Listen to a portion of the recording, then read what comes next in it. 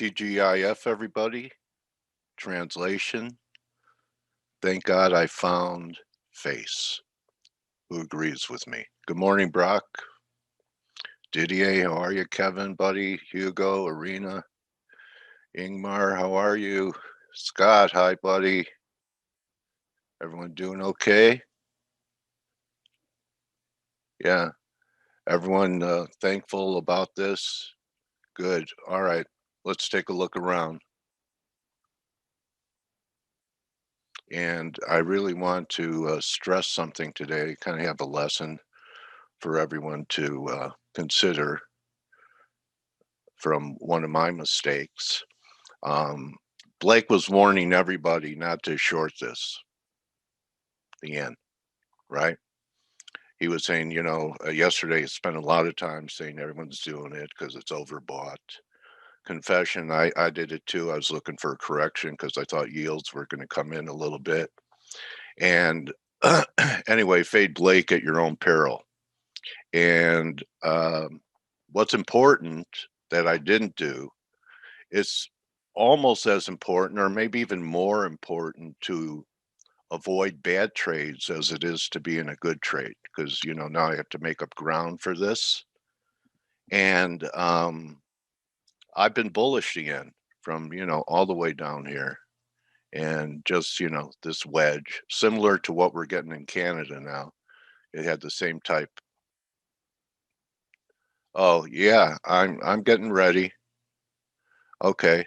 So, all the way, I was bullish looking for, 108, 110, and tried to trade a correction. And also my RSI stuff said not to do it. Anyway, I, just want to let you guys know that you could be doing it for a long time and make mistakes. Okay. I'm out, but it was a mistake. And Blake tried to, anyone who was hearing his voice, if you had taken it seriously, you wouldn't have done it. So, what I want to talk about now is Canada, which, if you look at this wedge here, yeah, okay, that was smart. But see how US dollar yen broke out of a falling wedge, and we have the same thing here in Canada. Look at where it is. Now, it depends how you draw the line. I have it not breaking out yet, and we did trade over 26, I believe, briefly yesterday. So, maybe we're going to have the same outcome in USD CAD that we had in the yen, which went to the top of the wedge. So if we go to the top of the wedge in Canada, I have it anchored all the way up here at 134. Okay, so you're not late because it hasn't broken out yet. Okay, what if you felt late on the yen? Yeah, Aussie has a 3 drive. I'll show you. Were you late buying the yen here because you didn't buy it here, or you didn't buy it here?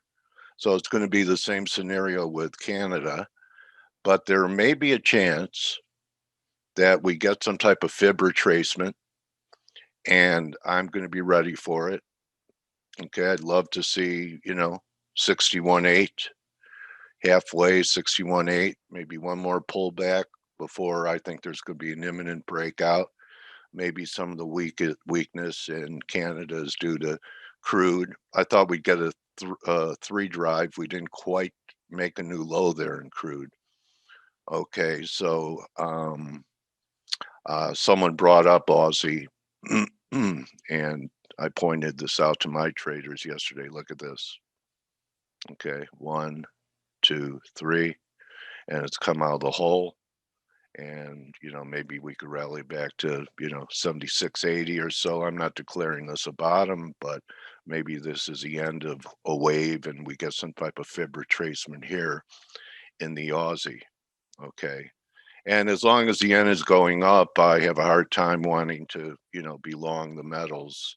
Gold is hanging right there on, I think I have it, maybe this is it. Yeah, you had this because of the report of an Iranian missile attack on a commercial ship out of from Israel, And with the yen doing that, maybe we are going to get one more pop in yields. There's your 10-year. I mean, the yen is way outperforming what yields are doing. Yields, could still just be correcting before another wave down. There's your 10-year, and there's your 30-year. So we're way off the highs. So maybe we get a correction in the coming days in the dollar, some type of pullback in the dollar. But I agree, the strength is Aussie. But you can't say it's a great week in Aussie, right? There's a day, it's Friday, so why not look at a weekly? That's not a positive week, but look at where it held too, right where Blake has an alert and what looks to be or appears to be a neckline. So, if we get this rally back to, 77, 78, 77 and a half, could be a great short for the next move. There is some confluence here on the weekly with this moving average at 72. I think that's a level Blake was talking about anyway. So Blake, great job in warning people not to short this. I'm not sure if it's broken out of your channel line that you had yesterday. I have one up here around 110.80, but I think on your chart it will be a breakout. Yeah, I mean, well, thanks, Dale. I'm sorry to hear that you shorted it, but I mean, and we know we've been doing this so long, and you know what the trader mentality is, right? Yeah. You know that when something gets it looks overbought or oversold, the tendency is to try to fade it. And I mean, this is I remember specifically about the dollar yen. Actually, when we rallied from 80 to oh yeah, that move right here in 2012. So we went from the 80s, and I remember this whole move. Yeah, I do and too. I remember and I don't want to talk bad about him, because he's actually a friend of mine, but I remember vividly. This is before him and I knew, well, before we've ever collaborated on anything. But Boris from Boris and Kathy. Right. Back then, he used to be on CNBC quite a bit. He hasn't been in a while, but he used to be quite a bit back in those days. Yeah, they still put him on. Huh? I still see him occasionally. Yeah, and I do too, I guess. But he was on more often. He was on like pretty regularly, actually, at that time, because he lives in New York. They were just finished going on their own thing, but they were just finished with Daily FX or FXCM at the time. And anyway, I remember him just like, we were right around, I want to say right in the mid 90s, somewhere around here. And he was just like, yeah, I'd be selling dollar yen. And I'm just like, and I've already been into that. I was long, and this is why I remember it so vividly. But I was like, man, I'm telling you, this is a big move. And it was right as Abe and his three-pronged approach, economic approach, or whatever it was.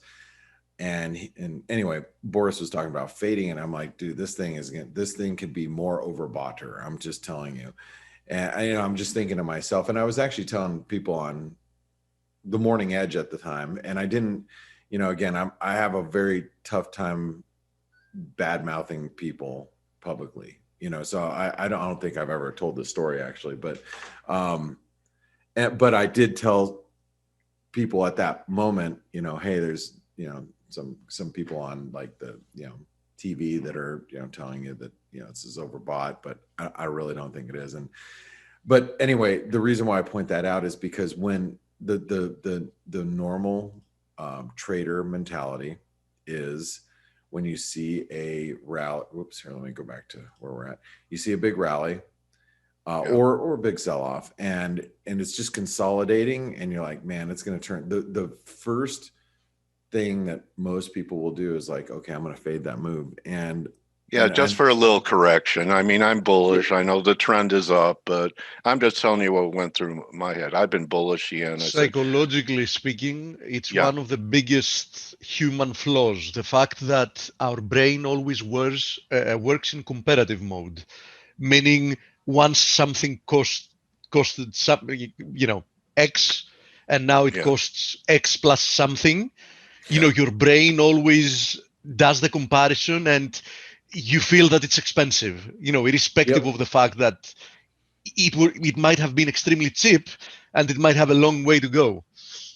You know, when Yeah. Blake, Yeah. when you took that long-term look at the yen on that big move that we had, the last several years just looked like they consolidated the gains and were breaking out from all that consolidation. You had a huge move up, then we went sideways for years, and now we're breaking out. If you show that same picture going all the way back to that big move that you were talking about, this almost looks like, some type of and look how strong it was with interest rates going down. It didn't go down with yields when yields were 0.4.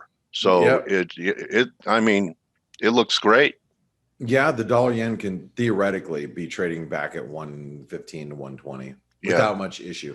Now, I think we're all probably sitting here going, yeah, well, what if, stocks come down? I mean, you're watching like, right. And since you mentioned yeah, that yields, was my other rationalization.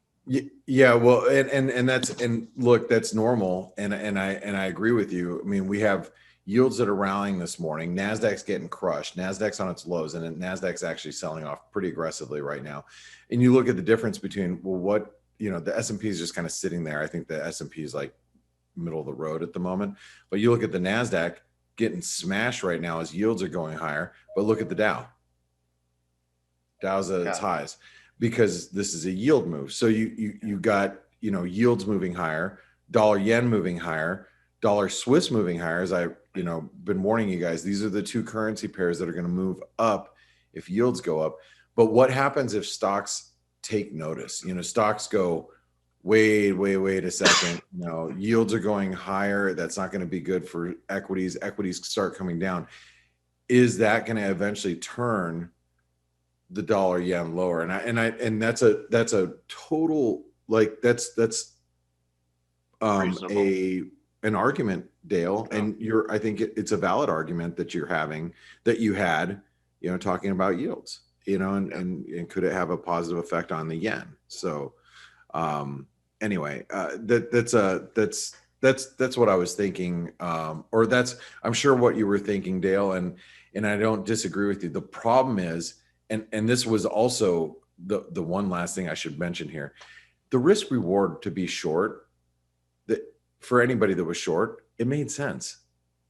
Yeah. I mean, Risking the highs, risking 30. yeah, you're risking the highs. So what? You short, let's just say you short at 109, you stops at above 109.30. Yeah. Why can't you take that risk when you're up against a multi-year trend line? I mean, you got to be able to take those shots every time when you see them, So I don't think there's anything wrong with you being short. It's just, I think the price action, is obviously clear in hindsight now. But at that, yesterday we were just looking at like, hey, this thing's not pulling back. And if it's not pulling back, it's probably only got one other direction to go, which is in this case higher.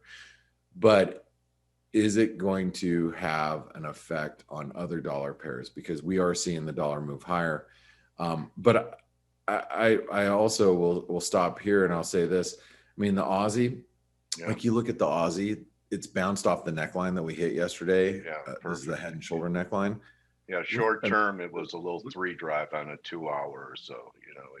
So maybe we react back to see that little 1, 2, 3 at the bottom. 1, 2, 3, yeah, and then we had your 3 drive and a little bounce back to previous supports, acting as current resistance. But this is a meager bounce. It is, isn't it? I mean, in all actuality, you see it and you're like, wow, it hasn't really done a whole lot. No, it hasn't. And so if you're long the Aussie, you're probably thinking, oh my God, and you look at the Kiwi.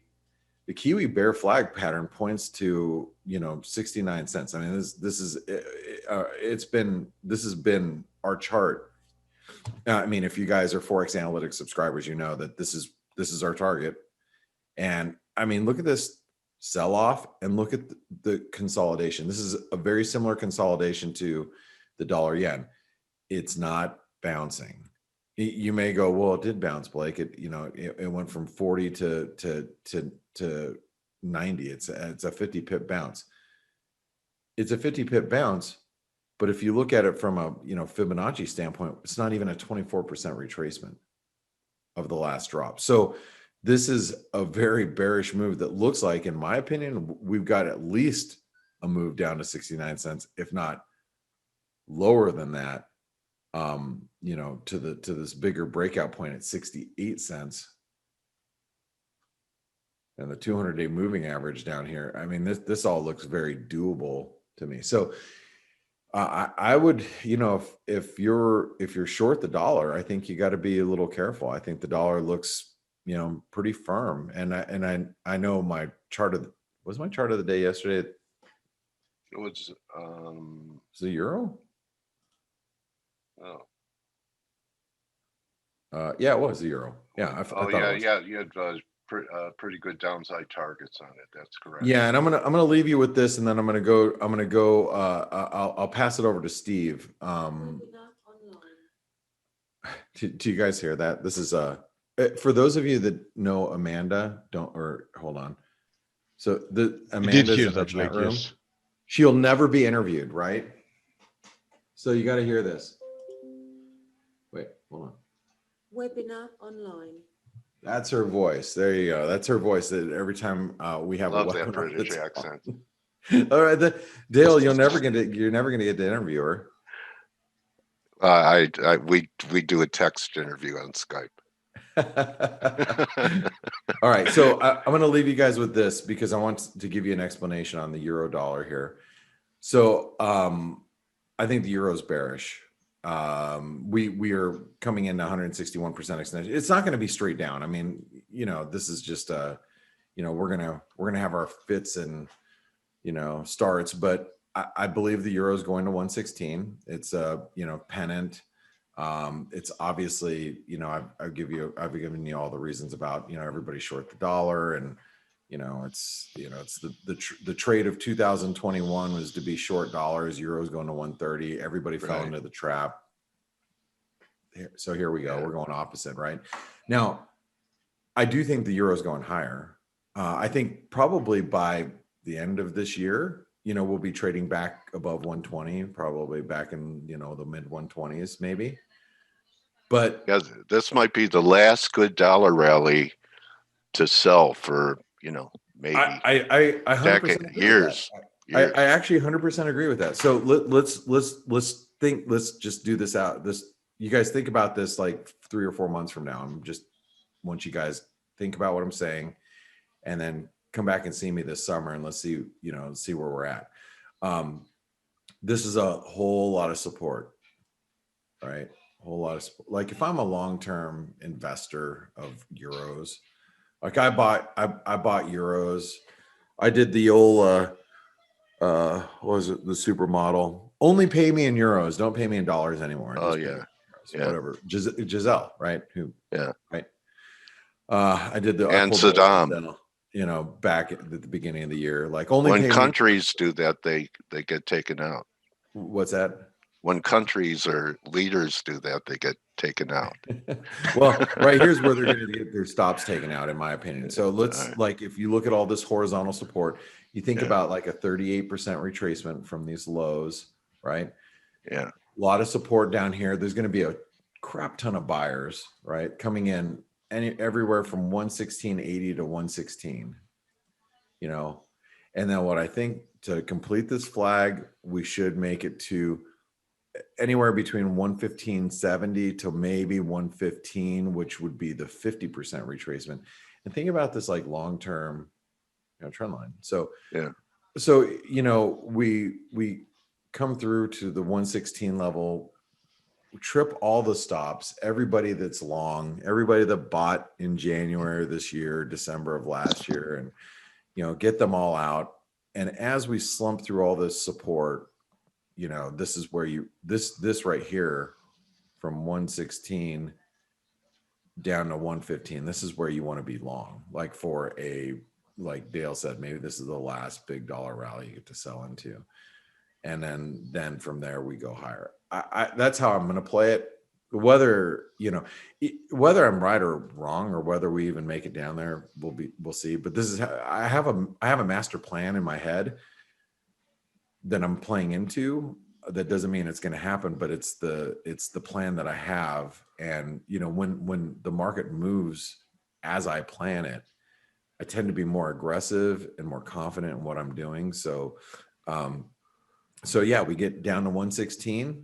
I'm going to start buying, and then I'm going to be looking for a move back to 120 by a couple months later. Nice narrative. I think we all need narratives, don't we, to kind of guide us, or we don't have a compass. Yeah, I mean, wrong, maybe that's it. I just need an idea of what I want to do, and that helps me through it all, whether or not it comes to fruition. Because a lot of times I think what I have a belief of what I think is going to happen, and it just doesn't transpire. That's just part of it. Hey, but anyway, I want to let. You don't have a guest today, right? We do. Steve does. My friend Dimitris. Oh, that's right, Dimitri. That's right. Okay, and I met Dimitri, so I'll stick around. Yeah, you have. What? Yes, you have. Yes, you have. We've had dinner together. Yeah, we had dinner, and by the way, just so you guys know, this restaurant, I still remember it. It was the coolest restaurant because it was in Athens, right. And it was on the water, and there was lights underneath the restaurant, underneath the pier, so you could see through the water at night. Because the Aegean Sea is the most beautiful sea. It's arguably prettier than Hawaii. Now, I know a lot of people would say that it's not, but I guess it's more preference. Anyway, Steve took myself, my sister, and Dimitri was there, and his wife, and we all went out to dinner, and that was such an awesome restaurant. I bet it's not even there anymore, is it? It is, but it's currently, of course, closed as everything else. Yes. Yeah. Right. So that was cool. So I can't wait to hear Dimitri. I'll say hi and then shut up. But Steve, Stelios, I know Stelios had to step away from his desk for a second. So what's going on? And by the way, I just wanted to also mention, and something I needed to mention, the Suez. Did I say that correctly? Yeah, Suez Canal. Suez Canal. It's still blocked.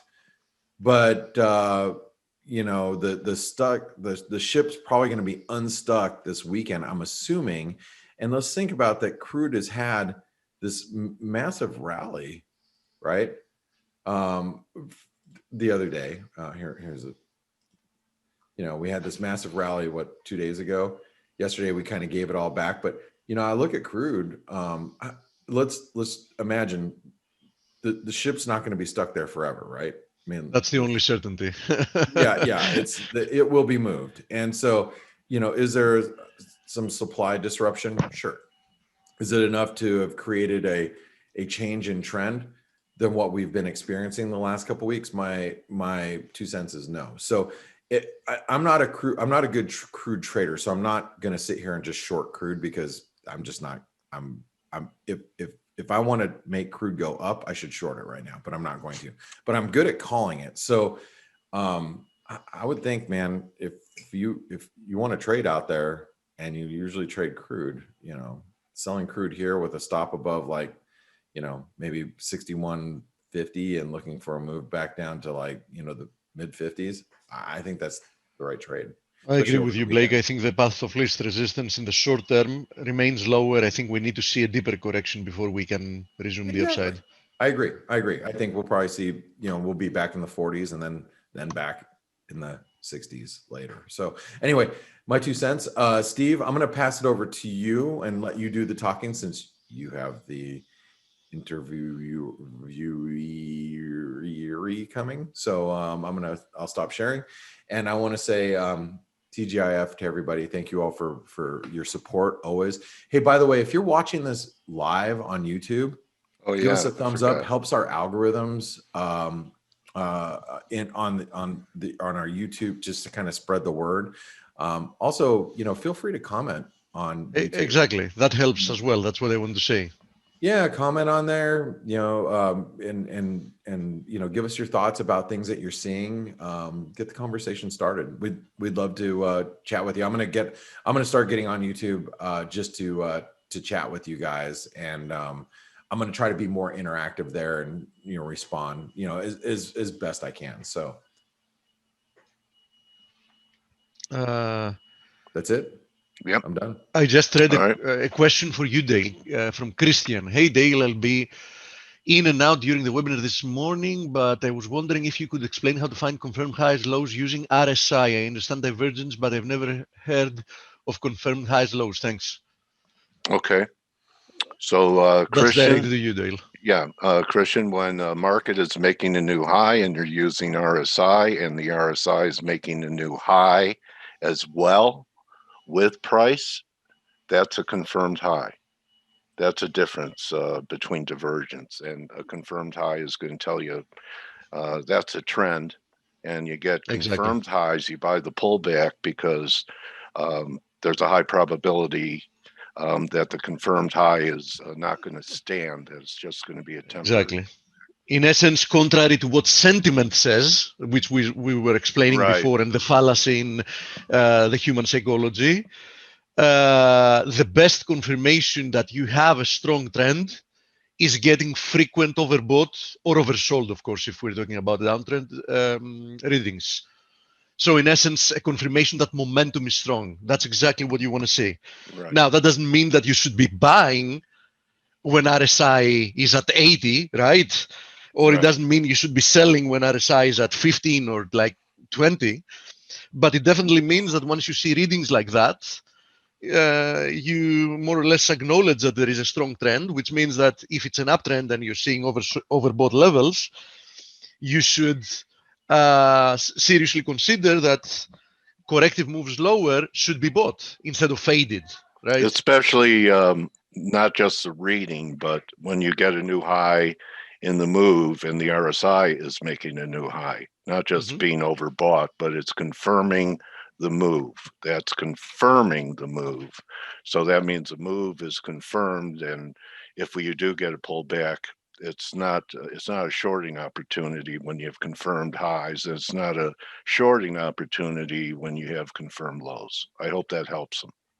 Okay, so some highlights before we go to the conversation we're going to have with Mitris. I'm really happy to have him on board. The highlights of the past 24 hours, in my opinion, have been A, the USD yen breaking out. Blake already mentioned it. And if you remember, I kept saying that this consolidation was corrective. I kept repeating, I don't know if it's going to prove to be a triangle or a flag. It ended up being a triangle, right? Yep. So we've now broken out. Now, given that it's a triangle, I would be careful in the very short term, because frequently, soon after you get new highs, after a triangle, you get a pullback. So keep that in mind. But that doesn't change the fact that USD yen seems to have turned higher after a long period of consolidation and or depreciating in a way that was completely uninspiring. You can see here we were depreciating, but in a choppy, slow manner, which frequently shows that the market doesn't anymore have the strength to push lower. Now, that was one of the highlights. The second one, Blake mentioned the USD Swiss, which has broken out several days ago from this flag. And I mentioned, if you remember yesterday, that one of the factors that might keep pushing the USD Swiss higher is going to be what looks like a potential breakout in Euro Swiss.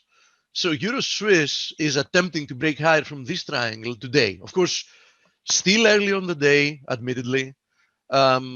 Still, it's a Friday, right? Yeah. Let's first see how we close the day and the week, and we take it from there. Irrespective of the comment I just made, it still looks to me like the path of least resistance in the short term should be higher, and that should help the Swissy depreciate further and help push. 1 second, we just had some data. US personal income minus 7.1 versus minus 7.3 expected, and previous one revised significantly, no, not significantly, sorry, slightly higher from 10 to 10.1. Of course, none of that is going to move the market, just, you know, saying since we had the data. So that's another thing I have my eyes set on. Yesterday we had weakness early on in the stock markets, but we reversed higher. The only significance here, in my opinion, is the fact that the S&P, which is the barometer for you know, globally for risk, held the confluence of the 50 DMA and this horizontal support area at 3860. So, you know, for the time being, nothing has really changed, meaning, you know, the path of least resistance until proven otherwise, and despite everything we're seeing with the dollar moving higher, with yields being resilient, for the time being, stock indices don't seem to care. And as long as they don't seem to care, you just need to respect the trend, right? Now, I don't think that can last for much, much longer. But, you know, that's just an opinion, not a trading thesis, meaning I'm not trying to fade strength here, right? I want to see something, you know, much bigger for me to consider fading. How about the fib extensions you have above the market? Do you favor any of them?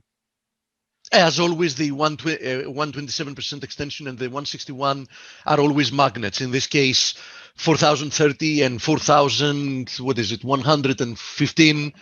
And then we have the long-term 161.8 of the whole correction of the COVID scare. Yeah, that's also very, very close to the 161.8% extension of the latest pullback at 41.48. So your cat likes those. Your cat likes yeah. She really favors, from what you hear, Aliki really favors the 161.8% extensions. Yes. Yeah. So, all right. Having said that, let's find out. Let's first, Dimitri, you need to unmute yourself. And let's hear your voice. Hello, guys. Can you hear me? Hey, welcome, Dimitri. This is Dale. Thank you. Nice, hey, Dale. Nice to meet you. Nice to meet you. Hey, Blake. Blake. I could not find my unmute button. Dimitri, hey. How are you? Good to hear your voice. Hey, it's been a long time. It was, what was it, like more than 10 years ago, wasn't it? No, I don't think it was that long ago. Maybe 6 years ago. But it was a while ago. Seven probably. Yeah. Right. Yeah. Good to hear you and Steven. I can't wait to hear your experiences. It's really nice to have you here, and thank you for being part of it. Thanks for having me here, guys. Yeah, it's nice to have you. Take it away, Steve. Dale, I think you should start with your following with your usual question. Okay. How did Dimitris find himself involved in this industry, right? Yeah, Dimitri, who do you blame for ending up in the industry, buddy? What was your journey? I mean, what were you doing before you got into trading? And before he even begins to answer that, because he's not going to say it, I'm going to go even further back in time. I'm going to tell you, because he's humble, he's not going to say it. I'm going to tell you that we were classmates in the best school of Greece, and Dimitris was the best of the best in school. He actually made it to his first choice in the university, which was the Economic School of Athens, number one. He entered as the number one among all students in Greece. So you understand he's a bright guy, and take it from here. So why would a bright guy like you, Dimitri? I know it's challenging and it's interesting, but it can be a tough road. trading, especially until you master it. Did you have some your learning curve? Why don't we just start there then? Your learning curve. How did you learn how to trade? Did you have mentors? Are you self-taught? Well, I started like my first job, let's say, in the industry was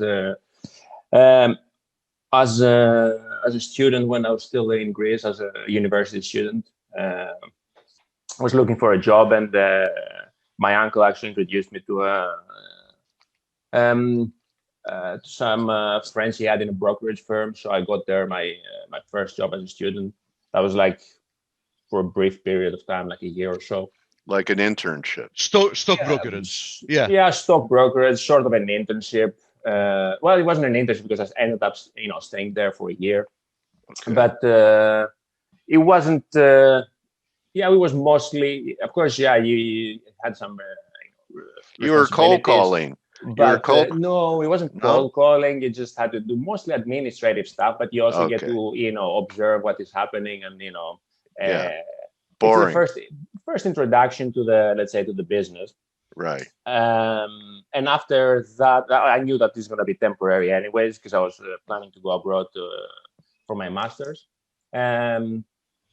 So I went to Germany for my master's, and then as I was approaching the end of the studies and trying to figure out what I'm gonna do. One of my classmates got a job in a market making firm, and he was just telling us, okay, what is he doing? How is the job and all that. So it sounded pretty interesting, and I applied there as well.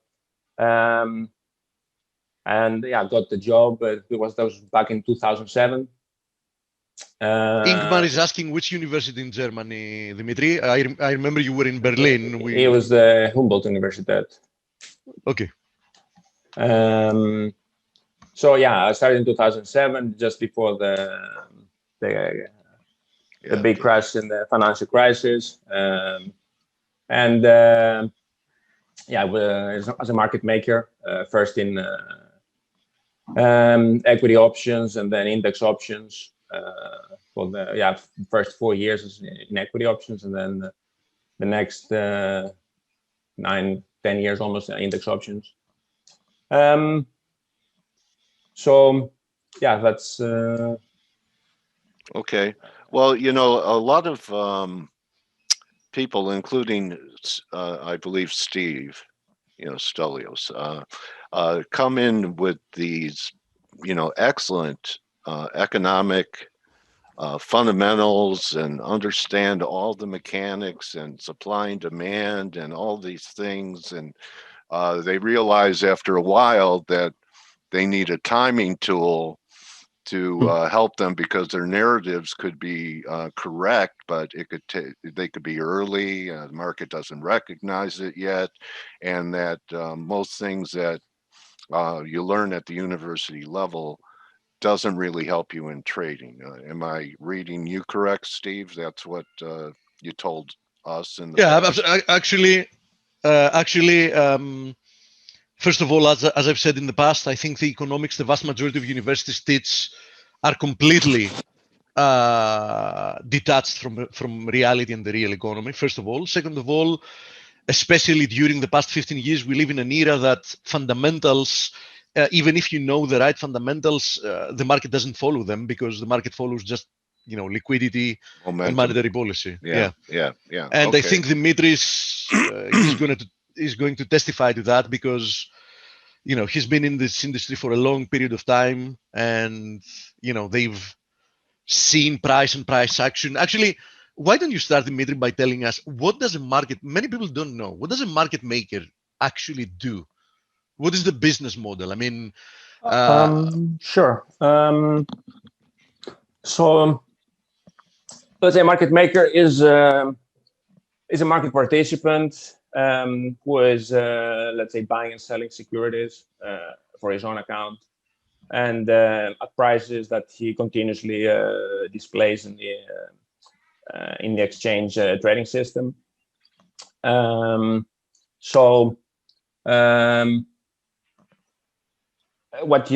you let's say log in your trading account and you see the bid-ask spread you see on your screens, these are all quoted by market makers.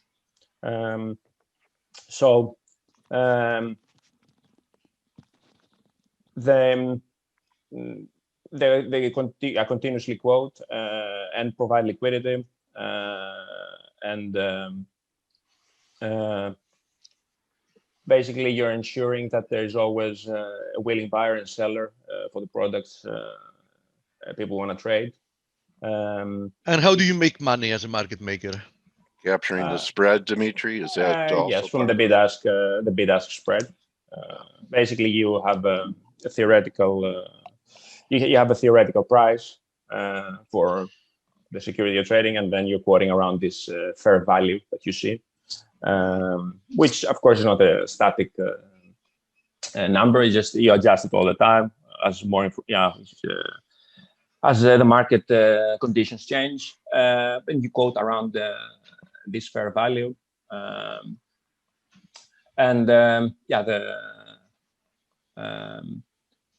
that's the main function of the market maker. And is that done? I know, for example, that you were in the S&P desk.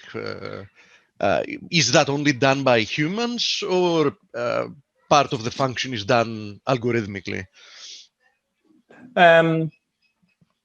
These days, that all the exchanges have moved on the screens. It's all electronic trading. Of course, there's still some trading floors in the US, and some actually pretty active ones, like the CME and the CBOE pits. But these tend to be the exception these days. Everything's done pretty much electronically. All these things, you quote all these quotes you see in the system. It's just you need automated systems to do it for you, because we're talking about thousands of instruments and basically thousands of different stocks or option series or whatever basically you're trading. We're talking about thousands of instruments. If you consider how many strikes you have, how many expiries, and so on. So all these things need to be automated. But of course, you also have the more old school way, where you still are trading in the pit. So let's say the floor trader will provide the quote, and it's gonna be just voice trading there. And you so did you also have for your company floor traders in the pits? The market makers are all the market makers have presence in the floor if they're trading this product. Yes. And of course, you also have you can also have quoting prices to brokers. So because a lot of these market participants, they don't go necessarily on the screen to trade electronically. They might want to call their broker, and the broker, of course, has to call around and find the best possible price for the client. So he will have to call. The first stop for the broker is the market makers, of course, to get an initial quote, and then from then on, it's just a negotiating process, because some people are going to be more willing buyers, some people are going to be more willing sellers, and you will hopefully you reach you get a trade. But the vast majority is electronic these days. Yeah, makes sense. We live in Dimitri, 2021. when you started trading for yourself, having been a market maker, did you start off doing a lot of short-term trading? And is that still the case, or basically, Dale, to give you some context here, Dimitri Dimitris just quit after 13 and a half years very, very, very recently. As you know, as long as he was working, he was not allowed to be a short-term trader in anything I see. for obvious Okay. reasons. Yeah. So I left yes, I left beginning of this year. So yes, um, but he has so started trading for himself it's since. still very very fresh. Took some taking some time off first, but unfortunately you cannot do much with all the travel restrictions currently. So I do some day trading, but this is New venture. it's a new thing. Yeah. Not sure if it's something for the long run or something temporary, right? For as long as we are in this situation with the Okay. pandemic. But trading, let's say, for yourself is a completely different story, especially if you're just used to for a completely different approach for 14 years almost, and now Yeah. just doing it for yourself. It's a completely different game, and takes some Many floor adjusting. traders that made a living off of paper, Dimitri, were not able to make the transition to off the floor trading because they didn't have to know how to trade, right? All they had to do was trade against the paper and try and pick up few points, few pips in between, and they weren't directional traders, right? Yes. Okay. Correct. Yeah, because we were not our trading. It was not You weren't speculating. It was not directional. We're not. Our approach is not like, okay, we think the S&P is going to go up or down. This is although you did get to benefit the more volatility the market had, obviously, right? I mean, in more volatile conditions, market makers make more money, don't they? You need good trading conditions, I would say, because extreme volatility and erratic markets can harm trading. I'm not talking about extreme volatility, but I'm talking about like a healthy amount of volatility. But so let's say some healthy amount of volatility brings more trading, because the moment trading picks up, it's you have more people that need to do something, readjust their position or put on new positions, so that you have increased volumes. So that the benefits, of course, trading. But can I ask you this, Dimitri? Yeah. I was a runner on the floor and an out trade clerk and all of that. And I remember floor traders getting in early to handle things called out trades, where during the previous day, they, thought that all their trades were matched up. And then it comes back, someone doesn't know the trade, and you come in and you're either long or short, and a day has passed and you have to square up the trades. Did out trades happen as a market maker like they did during open outcry for floor traders? Out trade, you mean electronic? It probably doesn't happen electronically, but they used to, just record their trades on a card, and they're doing it with hand signals, and they think a trade is executed, and then they come in the next day, and the guy I see what you mean. No, you still have these things, but I think it's quite rare in the sense that the remaining trading floors, they all have systems in place to basically match the trades instantly. And if you don't match your trades instantly, then because probably you will see it the same day. It's quite unusual. I cannot remember like a case where you just have to wait. It's quite rare.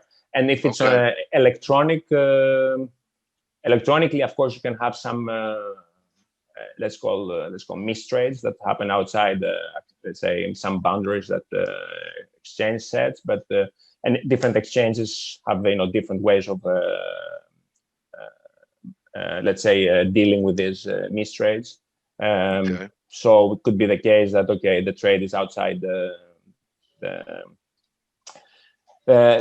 let's say the fair trade range of the defined by the exchange. So there are some clear rules in most cases, so the trade can be canceled or adjusted to a more fair price. So yeah. How about this? Why, after 13 years, what was the catalyst for you just deciding to move on? Personal reasons, burnout, you just want to do something different. There's probably many reasons. It was a combination of different things. It was not, let's say, only one factor that weighed on the decision. It was quite a long time, let's say, especially for a market making job. So yeah, I felt the time. Okay. Actually, if I remember right, you were one of the oldest there. I mean, they usually people get to stay in this business. It's very young environment, let's say, which is also has something to do, of course, with how intense the trading is, in the sense that Dimitris rarely had vacations. I mean, I don't think there was a year that you took your whole vacation period, right? No, but that was more like up to me, because I didn't take holidays, but there were people, okay, who would just take their normal holidays. But it was more like up to me. What I mean is, the trading is, since you're all the time in the market, the trading is like continuous. It's not like you're trading for yourself, or in a different capacity where you have a trading idea, you put a trade on, you wait, and you see if it works or it doesn't work. As a market maker, you're just there all the time, trading, adjusting. So you have to be very focused. It's very intense. At the same time, it's very exciting, of course, as well. Yeah.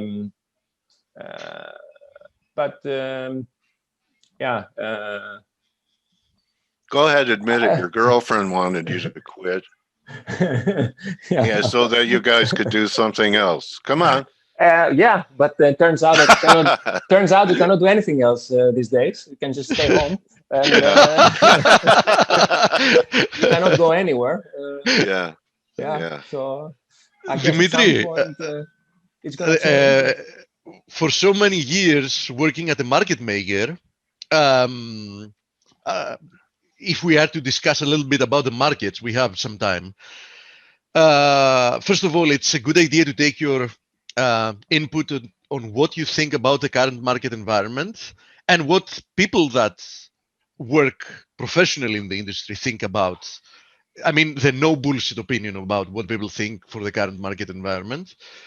And also, since you were at the position you were able, in essence, to see what the smart money is doing in the markets, because all the flow of the big orders goes through you.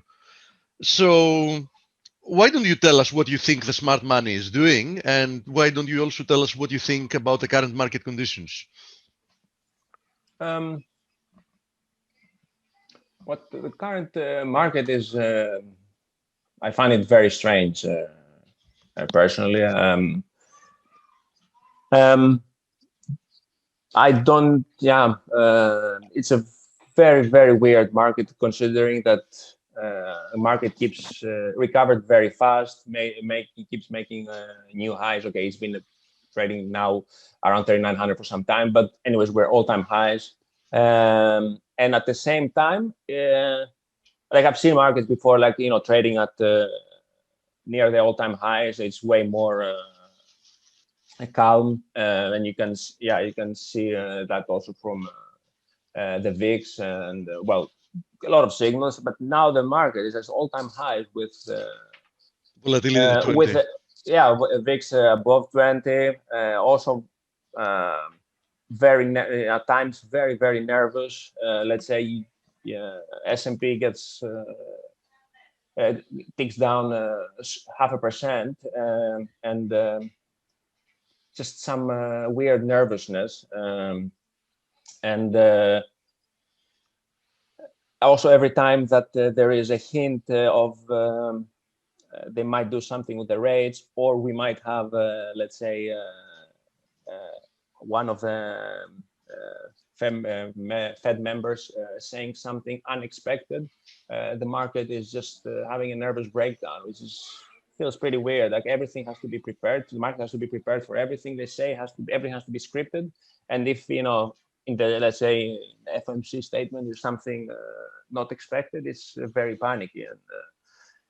And How about this, Dimitri? Do you and the people at the desk and guys you know in the industry believe that there really is a plunge protection team?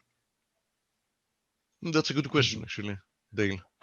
yeah. Do you ever see the flow, or when markets are down hard, all of a sudden they start coming back, and where's the buying coming from? Do you believe in that there's actually a plunge protection team on desk to come in and support the market when it's under duress? To be honest, I haven't thought about that, or have never discussed such a thing on the desk. Right. It's also hard for us to have, let's say, such an opinion, because you are trading for your own account and you don't have contact with people outside. It's not, let's say, if you compare it to a bank trading desk, or let's say a fund, or you don't have clients you speak with. The bank talks with the clients. Let's say the fund managers will talk to other fund managers, or with their bank traders, or But for us, it's more, let's say, we're focused on you're focused on your screens. Of course, the screens give you a lot of information, because all the trades you're trading continuously, and that's let's say the best information through trading. To such a thing, I don't. Okay. No, I don't think. Just another, conspiracy thing out there that people believe in. I know that Steve probably believes in it. Central planning. Yeah. What do you think about cryptocurrencies? I like trading them these days. Other than that, I think fundamentally speaking, there is some interesting ideas, or some interesting properties. Let's say in the let's say when talk about cryptocurrencies, let's talk about Bitcoin, because anyways everything goes up or down with Bitcoin, and if Bitcoin true. And it's anyhow like 60% of the crypto market or so. Yeah, exactly. So if Bitcoin dies, everything is going to die, I think, with it. Yes, no disagreement there. It's definitely, quite interesting, the technological part. I see some, after reading and spending more time now reading stuff about it, that, there is some, in the technology, there is some interesting perhaps application of the technology, and see how, and in general, I mean, moving towards digital currency sounds an interesting idea, but the market, of course, has taken it to to a whole new level, and I guess you see what people are, people are thinking that is going to take over the world as the one and only currency, and which, as we were discussing the other day, there is no chance of happening, because of course, I don't think there's a chance of that happening, and also because simply central banks are not going to surrender the rein in monetary policy. As simple as that. Of course, they're not going to surrender, and also there is also, from a, let's say, a practical perspective, a lot of things need to happen before it actually starts saying that it's is living, let's say, to some of its hype and potential. And at this stage, I don't see that. I don't see that. I see a very interesting trading instrument for sure. It's. Is there a war on cash in Greece and Europe, and about using paper euros and doing everything digitally? I mean, there are now, most businesses don't want to accept cash here in the U.S. They want your credit, debit cards, and as you understand, they're using COVID exactly has given a very, very good push in that direction. It has definitely. Yeah, I think. I mean, I'm here. I don't remember the last time I used cash. It's like everything is just. Where do you hide your cash in? And what's your address, Emma?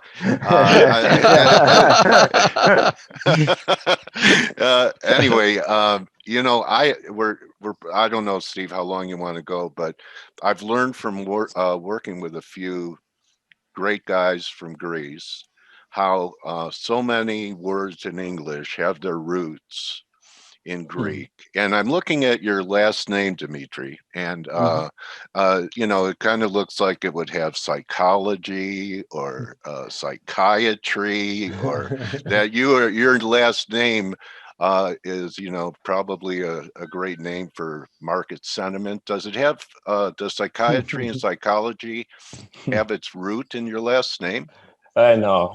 Okay, I mean, I can it's tell you close, though. right? I can tell you though that his father was a mathematician. Okay, but you know why I'm saying that, right? PSYCH. Anyway. Yeah. All right. Yeah. So No, it has that to was, do with that. I mean, the name. But now, you know, going back to the roots, many people don't know where their names came from. We know what they mean. You know what I Yeah. mean? My Yeah. name is Vulgaridis, for example. Bulgaria is Bulgaria. Now, I'm Okay. assuming that at some point there was like some ancestor, you know, Yeah. probably From there. from yeah, or whatever. But who Yeah. knows how many generations back? You know what I mean? Yeah. Yeah. Okay. Yeah. Well, I was curious. Yeah. It was So really a they pleasure. all of them mean something, you know. Yeah. But yeah. Okay. Nobody, I mean, you know, since we don't have any more digital, we didn't have back then like digital photography or like e-calendars, you know, that ancestors could keep like notes. Right. Nobody knows anymore. I was going to ask Dimitri if I could lay down on the couch and have a session, but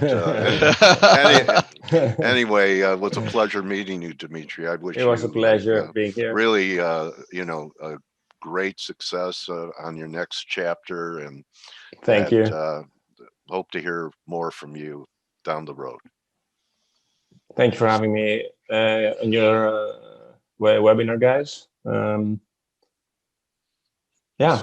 Is great it conversation, semi non sequitur recap, crypto, another great conversation providing both sides of the Dogecoin was between Anthony Pompliano and Mike Green on Real Vision. Gives you a lot of things. It says Anthony Kanakis, not the Anthony Kanakis. What are you saying about the Dogecoin? No, he proposes like to listen to a conversation. So thanks for the great talk, people say. So thank you for being with us, Dimitri, and we'll do this again at some point in the future for sure. The half hour just flew by, right? I told you in advance. I was wondering, you know, before you know the show that okay, what are we going to talk about for half an hour? But you know, there are always things to talk about. But if you actually start talking, it you know, you can actually go on for hours. Yeah, tell me about it. Yeah. they keep trying to tell me the time. You know, time is over, and you know, most of the times I just run over it. Yeah. All right. Well, guys. okay. All right. Well, great Thank week, you. everybody. Thank have you. A good weekend. Have a good weekend. I hope you guys get your vaccine soon, and you can start. In Europe, we're not getting vaccines. We're just arguing with AstraZeneca. I know. I know. Yeah. I've been reading about that. What about in Netherlands, Dimitri? How many? What's the percentage of the population now that you mentioned it that has been vaccinated? I haven't checked the last few days. I think it's something like 1.5 million. But overall sentiment is that it's going also pretty slowly, as in the rest of Europe. So, yeah, I don't think it's much different than the rest of the continental Europe. They're not easing any restrictions as well. So, yeah, but you've told me that people have, you know, the more time passes, people just pay attention and follow the restrictions less and less, right? Yeah. Yeah, there's definitely fatigue from the population. They cannot do this thing anymore. I mean, the other day I was trying to have a walk in the park, and a guy approached me without a mask, and there's no mandatory mask for outdoors here, only indoors. So a guy approaches me very closely, and you know, tries to show me something on his phone, like you know, like he hasn't lived in the pandemic the last year. And he asked me, "Excuse me, where is this place? Because I have a party to go." It's like, you're joking.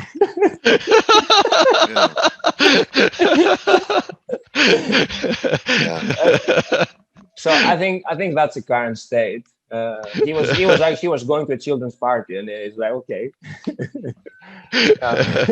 Did you take his name for the police? You know, Yeah, children's party. I don't am know. sure the last time I checked the restrictions, it was like you could have one guest in your house. But okay. but all right. I'll tell you. Just don't harm the children.